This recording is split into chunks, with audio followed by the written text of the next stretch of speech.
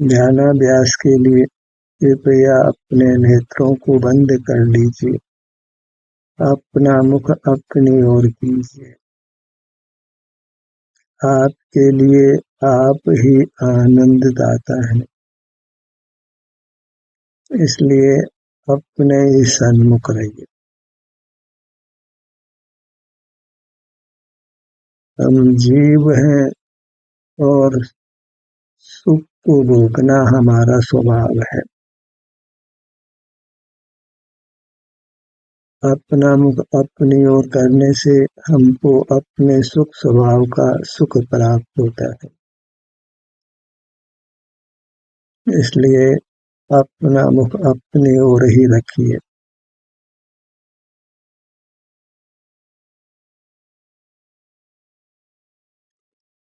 इतने मात्र से हम सुखी होते हैं। अपने को उपलब्ध करना सुगम है, क्योंकि आप सदा ही उपलब्ध है। बस अपनी ओर मुख करना है, अंतर्दृष्टि करना है। इसी से शीघ्र ही जीव मूर्त के बंधन से मुक्त हो जाता है, परमात्मा होकर अनंत काल सुख से रहता है। सुख स्वभावी वस्तु को उसमें सुख के परिणाम से ही पाया जा सकता है। तो अपने में जो भी सुख दुख की दशा है उसका अनुभव करिए। यही अपने को पाना है। मिश्री को मिठास से पाते हैं, अपने को अपने सुख स्वभाव के परिणाम से पाते हैं। सुख स्वभाव का परिणमन आराम या वेदना रूप से मिलता है। तो जो भी आराम वेदना की स्थिति आपके भीतर हो रही है उसका ही अनुभव करना है। इसी से हम अपने को पाते हैं और पर पदार्थों से विमुख रहते हैं।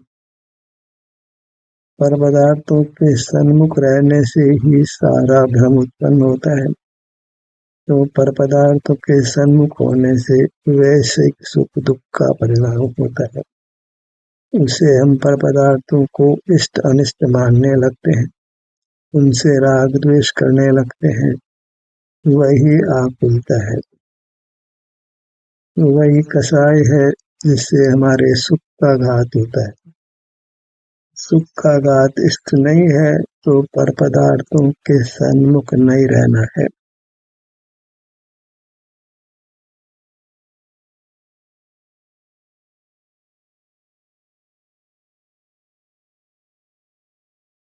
हमें अपने ही सन्मुख रहना है।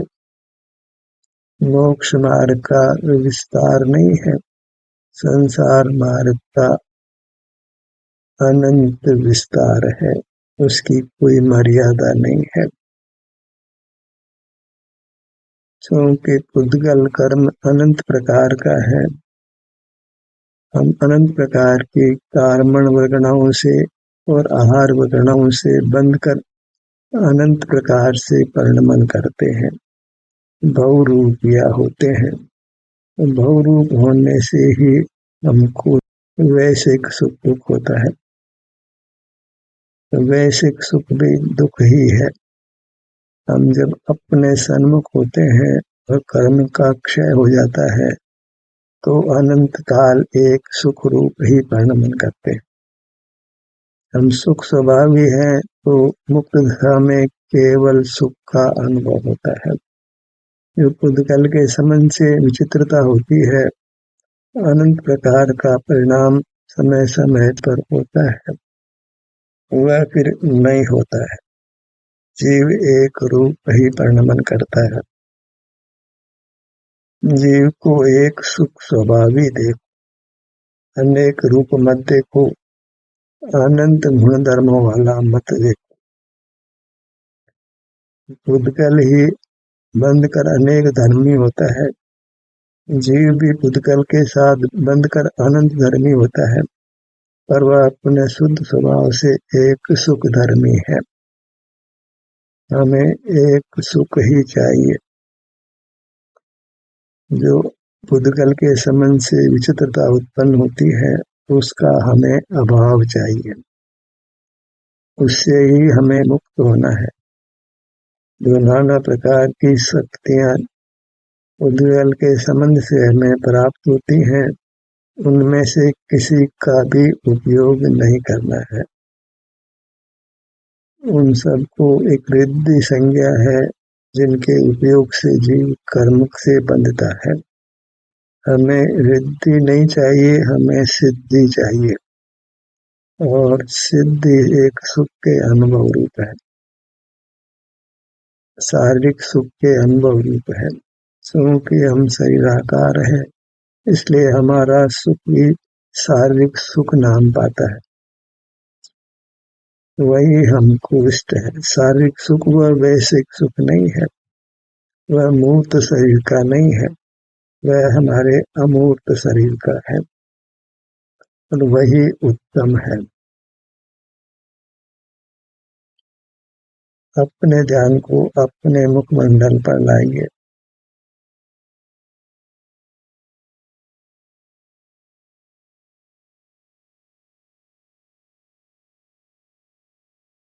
मार्ग अत्यंत संक्षिप्त है, ज्ञान क्रिया असीम है, अनंत उसके भेद होते हैं। इसलिए हमको ऐसा लगने लगता है कि मोक्ष मार्ग में भी विविधता होगी, अनंत प्रकार होगा। जैसे संसार मार्ग अनंत प्रकार का है, मोक्ष मार्ग दो प्रकार का भी नहीं है, वह एक ही प्रकार का है।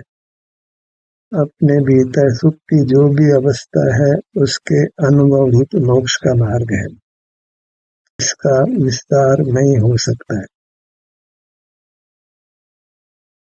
शुद्ध अवस्था एक ही प्रकार की होती है, इसलिए उसका विस्तार नहीं होता, और वह अवस्था अनुभव रूप है, और अनुभव निर्विकल्प होता है, अनिर्वचनीय होता है।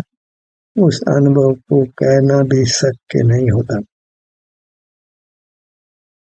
जो विभाव है वह निमित्त परक होने से, निमित्त के माध्यम से उसका कथन हो सकता है, पर स्वभाव नैमित्तिक नहीं होता, इसलिए उसको कहने की कोई बाह्य सामग्री भी नहीं है, उसका तो केवल अनुभव किया जा सकता है। और हमें वास्तव में सुख का अनुभव ही चाहिए। सुख के अनुभव के लिए हमें अपने ध्यान को अपने ही विभिन्न भागों पर लाना है, क्योंकि अपने सर्व ही विभाग सुख स्वरूप है। सिर के भाग पर आइए।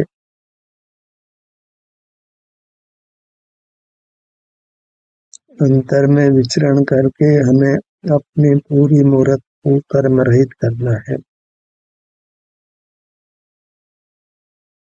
सुख रूप प्रकट पर नमन कराना है। ललाट के भाग पर आइए।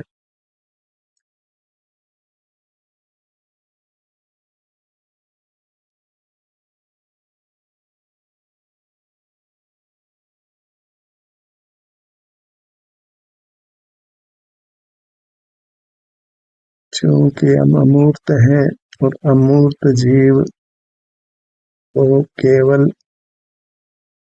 अनुभव में लिया जाता है, वह अनुभूति स्वरूप है, उसमें कर्तापना बिल्कुल नहीं है, इसलिए जीव को अकर्ता कहते हैं। वेदना है तो वेदना को मिटाने का पुरुषार्थ करना जीव का स्वभाव नहीं है, वेदना का अनुभव कर लेना ही जीव का स्वभाव है। मूर्त के संबंध से ही हम कर्ता भाव को धारण कर लेते हैं। यदि हम अपने को अमूर्त स्वीकार करें तो कर्ता भाव उत्पन्न नहीं होता है, तो अमूर्त जीव कुछ भी करने में सक्षम नहीं है, वह केवल अपनी अवस्था का अनुभव कर सकता है।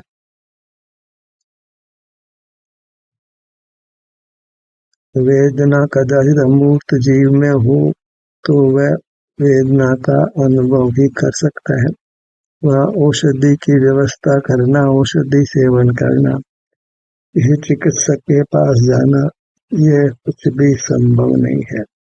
यहाँ तक कि विचार करना भी संभव नहीं है।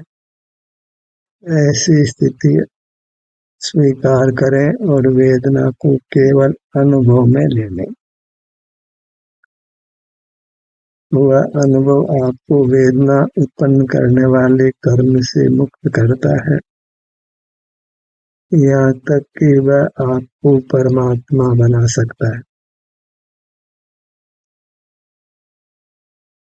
भ्रूमध्य पर आइए।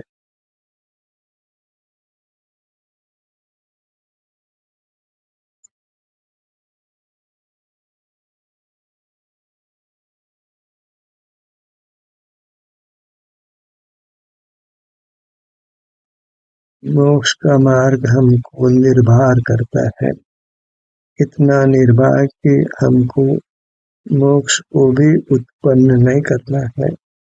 मोक्ष ने भी स्वयं उत्पन्न हो जाना है। हमको तो जैसे भी हम हैं अपने आप को स्वीकार भर कर लेना है तथा जो भी सुख दुख की अवस्था है उसको केवल भोग लेना है। न सुख को उत्पन्न करना है, न दुख को नष्ट करना है। जो भी सुख दुख की दशा है उसका अनुभव कर लेना है। नेत्रों के भाग पर आइए।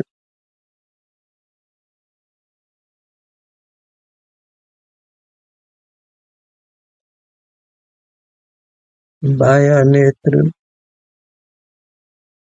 दायां नेत्र,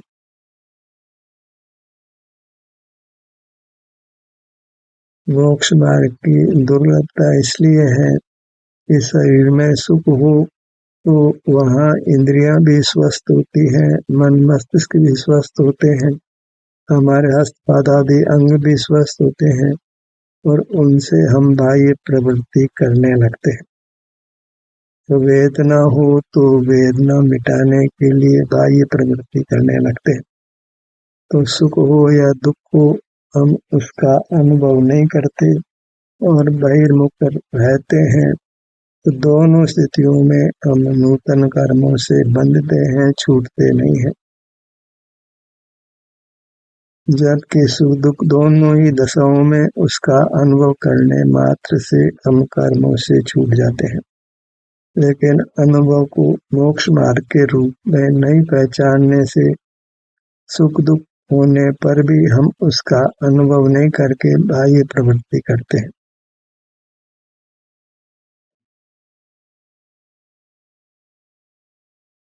कानों के भाग पर आइए।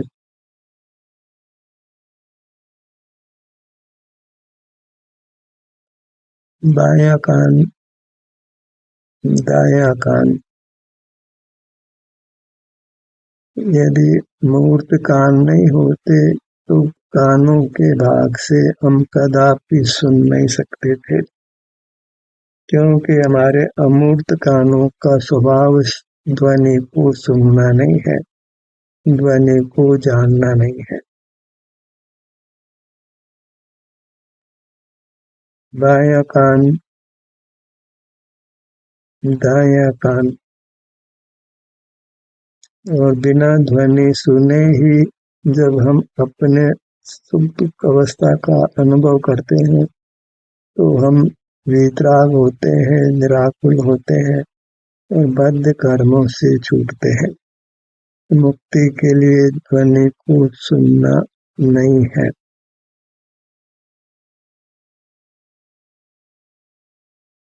ध्वनि की ओर उपयोग नहीं लगाना है, उपयोग को अपने सन्मुख ही रहना है, क्योंकि ध्वनि में सुख नहीं है, सुख अपने विस्तार में है। हमारा विस्तार सुख स्वभावी है, इसलिए उसके सन्मुख होने से सुख का परिणमन समय होता है, हमें अनुभव में आता है। नासिका पर आइए।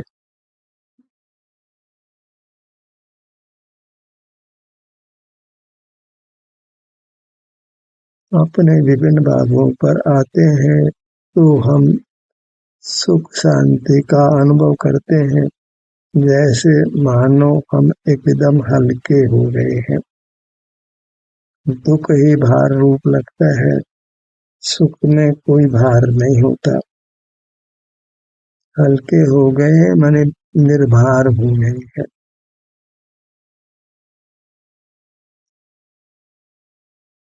बायां नथुना,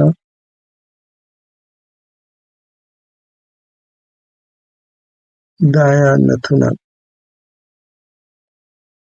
शारीरिक दुख का भी उसी तरह स्वागत करिए जैसे शारीरिक सुख का करते हैं। हमको ऐसा लगता है कि दुख होगा तो मरण हो जाएगा। यदि शरीर का घात हो तो अवश्य मरण होता है, अन्यथा दुख होने मात्र से किसी को मरण नहीं होता है। दुख होने मात्र से तो हम कर्म की निर्जरा ही करते हैं, पर शरीर के घात से हमारा घात अवश्य होता है, क्योंकि हम शरीर से बंधे हुए हैं, मिले हुए हैं।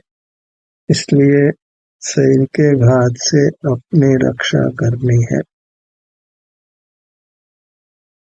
साधना के इस पथ में हमको हमारा शरीर ही आश्रयभूत है, इसलिए हमें अपने शरीर को क्षति नहीं पहुंचाना है।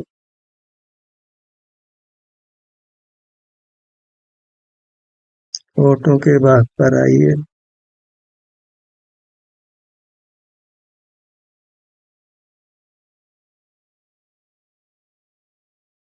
हर भाग में स्वास्थ्य की जो भी स्थिति है उसका हमको अनुभव होता है, जब उस भाग पर हमारा उपयोग होता है।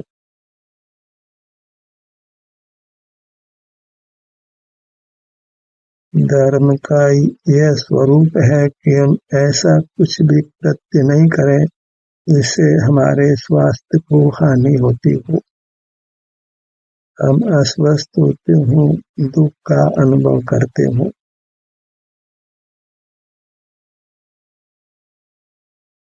स्वानुभव एक ऐसी स्थिति है जिससे हमारे स्वास्थ्य का घात नहीं होता, अपितु स्वास्थ्य में सुधार होता है, इसलिए उसी को धर्म संज्ञा है। मुख के भीतर आइए, ऊपर की दंत पंक्ति, नीचे की दंत पंक्ति। जिह्वा, तालु। इस प्रकार हम अंतर में विचरण करते हैं तो न तो कोई शास्त्र ज्ञान का विकल्प ही करते हैं, न कोई बाह्य शुभ क्रिया करते हैं। मोक्ष मार्ग में वास्तव में इन दोनों का स्थान नहीं है। मोक्ष मार्ग केवल स्वानुभव रूप है। हमें मुक्त होना है तो केवल स्वानुभव करना है। इतना ही धर्म का स्वरूप जानना चाहिए। हमें धर्म रूप प्रवृत्ति करना है तो स्वानुभव करना है।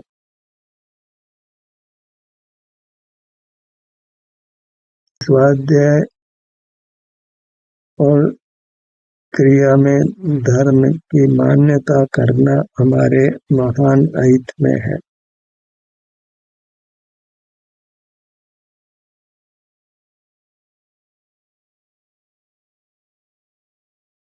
मोक्ष मार्ग ज्ञान रूप भी नहीं है और क्रिया रूप भी नहीं है, इन दोनों से भिन्न स्वानुभव रूप है। अपना मुख अपनी ओर कर, अपने इस अमूर्त शरीर में जो भी सुख दुख की दशा है उसके अनुभव रूप है। कंठ भाग पर आइए।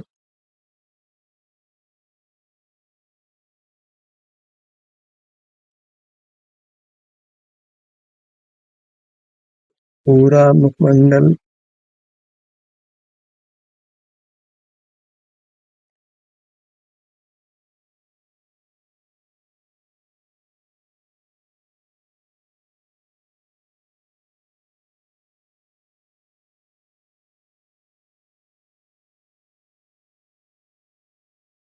ज्ञानोपयोग बहुधा मुखमंडल के माध्यम से होता है और उससे ही हमारा महान अहित होता है। उसका निरोध करने के लिए अपने को मुखमंडल पर दृढ़ता से जोड़ कर रखिए। पूरा मुखमंडल,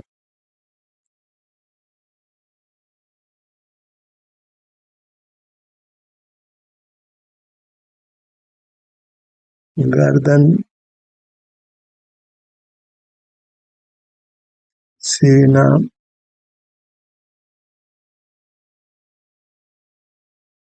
हृदय स्थान, पेट, स्वास्थ्य का हमारे धड़ भाग से घनिष्ठ संबंध है, इसलिए धड़ भाग की उपेक्षा करना महान दुख को उत्पन्न करता है। इसलिए धड़ भाग की उपेक्षा नहीं करना है। धड़ भाग में ठहरने का प्रयत्न करिए या जो भी सुख दुख की दशा है उसका अनुभव करते रहना है।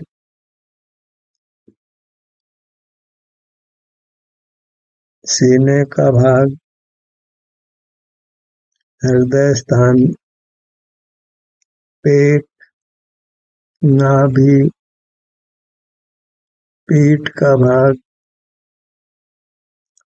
बायां कंधा, दायां कंधा, दाहिनी भुजा, बाईं भुजा। अपनी भुजाओं पर विशेष ध्यान लाइए क्योंकि इससे हम बहुत बाह्य क्रियाओं को संपादित करते हैं। उन क्रियाओं का निरोध करने के लिए अपने इन दोनों भुजाओं पर अपने उपयोग को रोकिए। यहाँ जो भी सुख दुख की स्थिति है उसका अनुभव करिए।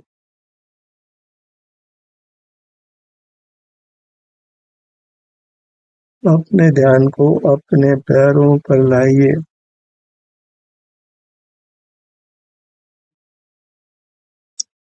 पर्वत की तरह अकंप रहने का स्वभाव होने पर भी पैरों को पाकर हम चलने लगते हैं तो उससे जीव हिंसा भी होती है और अपनी वृत्ति भी स्थिरता को प्राप्त नहीं होती। उसको रोकने के लिए अपने ध्यान को अपने पैरों पर रोकिए। दाहिना पैर,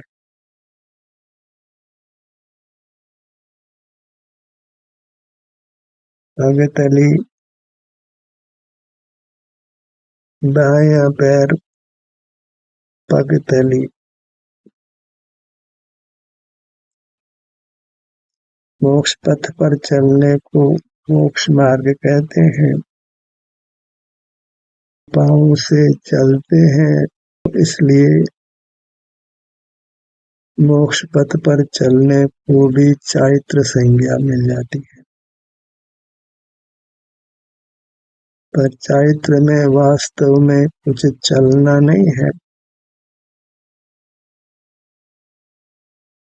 वहाँ तो केवल अपने अनुभव रूप ही चलना है।